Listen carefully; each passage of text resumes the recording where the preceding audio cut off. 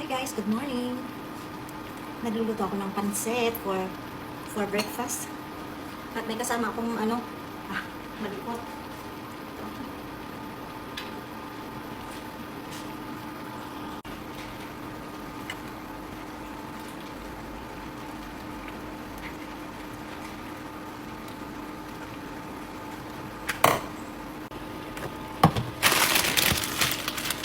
Meron mo dito leftover na yakisoba.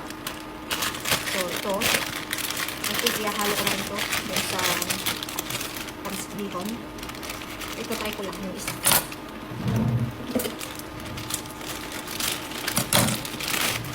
Para-paras lang naman yung nilagay ko siya.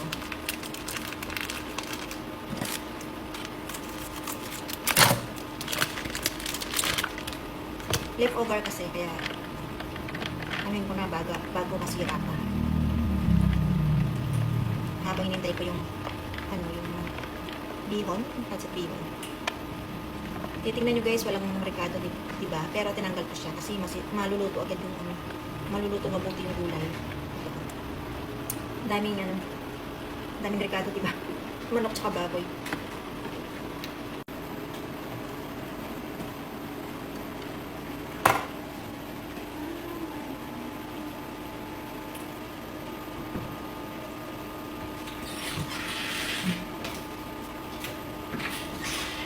Lagyan natin ng konting pork cubes.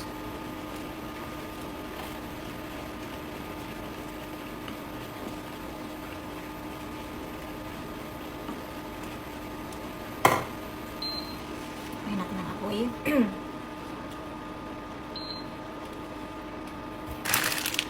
Pupunti lang ito.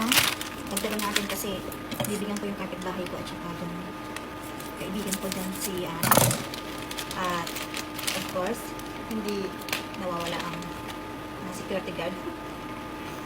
Binibigyan ko sila. Yan sa main. Minsan binibigyan ko rin yung yung mga yung tricycle driver dyan sa terminal nila. May terminal sila kaya dinadami ko na rin sila. Siguro pwede na to.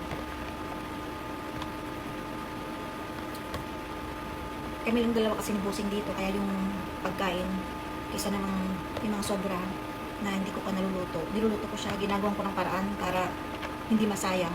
Ay nag-invent ako ng mga niluluto ko. Tulad kanina yung niluto kong yung karne, leftover yun, pinaghalo ko na rin yung baboy na laman at saka yung manok na chicken breast. Tapos ko na lang siya.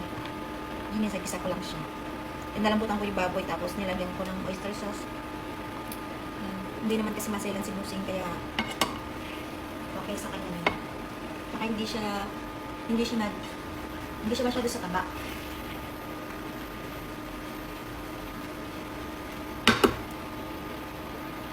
Lagyan natin to.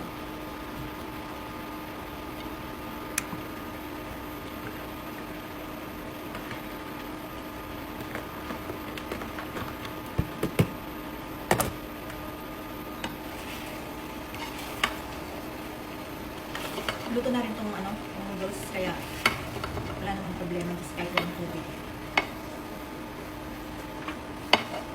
Yan. Lagyan na rin natin itong gulay.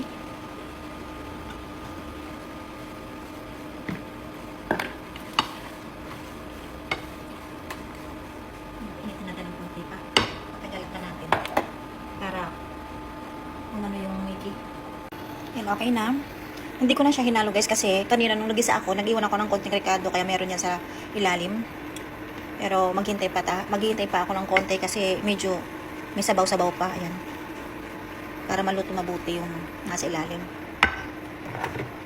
At ito nga pala yung niluto ko kanina. Yung laman, puro laman yan kasi si Busing nag-workout. So kailangan niya ng chicken breast saka yung laman ng baboy.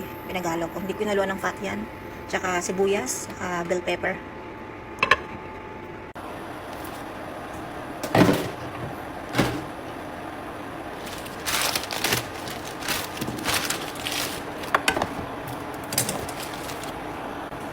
Yan po ang aking ganap. Every Saturday and Sunday, pag ganito walang pasok, nag-invento ako ng mailuluto para mabigyan yung mga secure, tsaka yung dito sa kapitbahay ko kasi I think, nag-caretaker sila. So, tsaka mga bata. At the same time, meron akong asong pinapakain at tsaka may pusa din akong pinapakain sa labas. Eh, hindi ako pwedeng hindi magluto ng mga kakanin. Kailangan nila yun. Halo natin ng yung pansit ko. Ang niluto. Wala lang sabaw.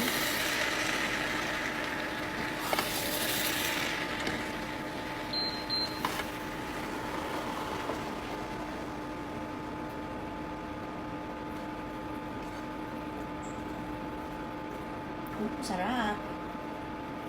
Looks delicious. Ating luto na to. Pakita ko sa inyo. Where's the Ayan. Sarap yan guys, oh. Kompleto regado. Manok tsaka baboy. Tsaka maraming gulay. At the same time, nilagyan ko rin siya ng pampasarap. Wala lang sabaw. So, yan, gagawin ko. Mag-deliver na tayo. Ayan, okay na. Dalawa yung ginawa ko. Yan, dito yung isang guard. Bago ang umalis. Linisin ko muna ito. Kami ng mga pusa.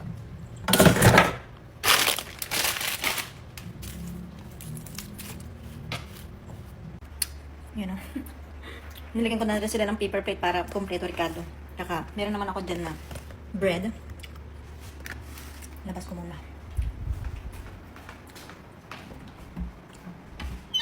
Here is the bread. Para meron silang palaman.